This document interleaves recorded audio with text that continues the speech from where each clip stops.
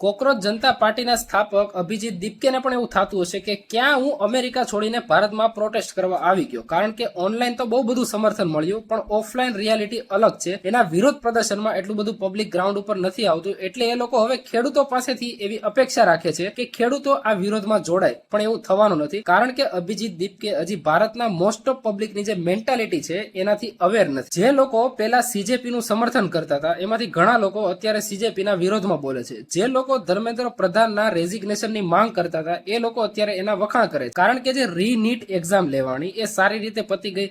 વાલીઓને પણ સુવિધા આપવામાં આવી, બેસવાની, પીવાની, અમુક જગ્યાએ જમવાની સુવિધા હતી, અને જે વિદ્યાર્થીને મેડિકલ ફેસિલિટીની જરૂર હતી એને પણ ધર્મેન્દ્ર પ્રધાને પર્સનલી મેડિકલ સુવિધા આપી. અને આ બધામાં મોદી સાહેબ પણ એક સ્ટન્ટ કરી ગયા હોય એવું કેમ લાગે કે ભાઈ બધાને ખબર પડી ગઈ આખા ભારતમાં કે મોદી સાહેબે દિલ્હી એરપોર્ટ ઉપર 45 મિનિટ વેઇટ કર્યો, કારણ કે નીટની એક્ઝામ ચાલુ થવાની હતી. જો એ ધારત તો એ રીતે પણ એનું પ્લાનિંગ થઈ શકે એમ હતું. એને ખબર જ હતી કે નીટની એક્ઝામ ચાલુ થવાની છે, તો એક્ઝામ ચાલુ થાય ત્યારબાદ લેન્ડિંગ થાય, પણ એવું ના થયું તો આખા ભારત ખબર ના પડત ભાઈ મોદી સાહેબ પણ એટલા એક્ઝામ માટે ફોકસ છે. અને હું એવું પર્સનલી માનું છું, તમે માનો કે ના માનો, આ વખતે જે રીનીટ એક્ઝામ થઈ અને જેટલા ડેડિકેશન થી થઈ, ગવર્મેન્ટે પણ જેટલું ફોકસ કર્યું, કારણ કે એના ઉપર પ્રેશર હતું, અને આ પ્રેશર આપવામાં મેજોરિટી ફાળો કોકરોચ જનતા પાર્ટીનો હતો. તો હવે જોવાનું એ રહ્યું કે 22 લાખ વિદ્યાર્થીઓએ આ પરીક્ષા આપી, એમાંથી કેટલા લોકો હવે આ પાર્ટીના સમર્થનમાં આવશે, ગ્રાઉન્ડ ઉપર ઉતરશે અને ગવર્મેન્ટનો વિરોધ કરશે. કારણ કે મેં એવું ઓબ્ઝર્વ કરેલું છે કે ગમે એટલો ક્રિટિકલ મુદ્દો હોય, સિરિયસ મુદ્દો હોય, કોઈ નવો મુદ્દો આવે ને એટલે જૂનો મેટર ભૂલાઈ જાય છે. અને સાથે આપણે એ પણ વિચારવું પડશે કે ગવર્મેન્ટે